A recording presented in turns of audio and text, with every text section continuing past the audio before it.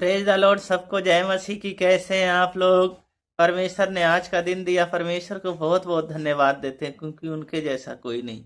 वचन के लिए प्रार्थना करेंगे। महान अनुग्रहकारी पिता परमेश्वर, प्रत्येक जन को आपके हाथों में सौंपते हैं। सबसे महिमा ले, सारा गौरव आदर महिमा आपको देते हैं। उद्धारकर्ता यीशु मसीह के नाम से मांगते हैं, आमीन। वचन पढ़ेंगे मरकुस 7 अध्याय 14 पद से 23 पद तक। तब उसने लोगों को अपने पास बुलाकर उससे कहा, तुम सब मेरी सुनो और समझो। ऐसे कोई वस्तु नहीं जो मनुष्य में बाहर से समा कर उसे अशुद्ध करे, परंतु जो वस्तुएं मनुष्य के भीतर से निकलती हैं वे ही हैं जो मनुष्य को अशुद्ध करती हैं। यदि किसी के सुनने के कान हो तो सुन ले। जब वे भीड़ के पास से घर में गया तो उसके चेलों ने इस दृष्टांत के विषय में उससे पूछा। उसने उससे कहा, क्या तुम भी ऐसे ना समझ हो? क्या तुम नहीं समझते कि जो वस्तुएं बाहर से मनुष्य के भीतर जाती हैं वे मनुष्य को अशुद्ध नहीं कर सकती, क्योंकि वे उसके मन में नहीं परंतु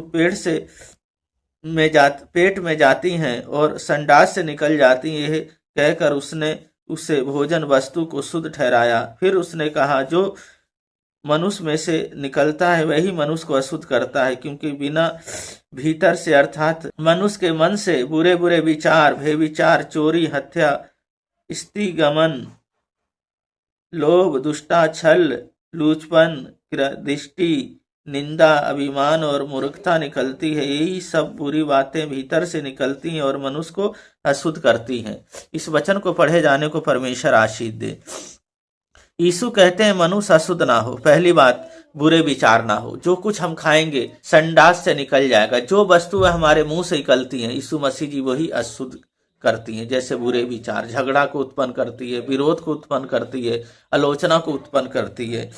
और दूसरी बात है, मूर्ख ना हो। हमें मूर्ख नहीं बनना है, क्योंकि मूर्ख शैतान बनाता है मूर्ख, पर हमें मूर्ख नहीं बनना है। हमें वचन के अनुसार जीवन जीना है, वचन के अनुसार हमें चलना है। और तीसरी बात है, हमें बुद्धिमान बनना है। जब हम बुद्धिमान बने रहते हैं और बुद्धिमानी हम करते हैं, वही बुद्धिमान का काम है। इन सारे विचारों से बच के रहता है वो। बुरे विचार, भय विचार, हत्या, प्रस्तिगमन, लोभ, दुष्टता, छल, लूचपन, क्रियादृष्टि, निंदा, अभिमान और मूर्खता, इन सब से वो बच के रहता है और परमेश्वर के अनुसार जीवन को जीता है।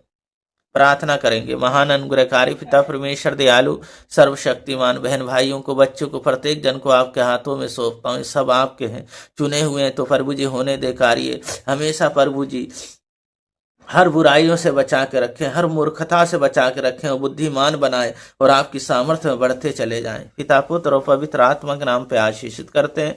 सारा गौरव आदर महिमा आपको देते हैं। उद्धारकर्ता यीशु मसीह के नाम से मांगते हैं, आमीन। परमेश्वर के वचन में बने रहें, बुराई से बचे रहें। परमेश्वर आप लोगों को बहुत बहुत आशीष करे, बलेस करे। सबको जय मसीह की।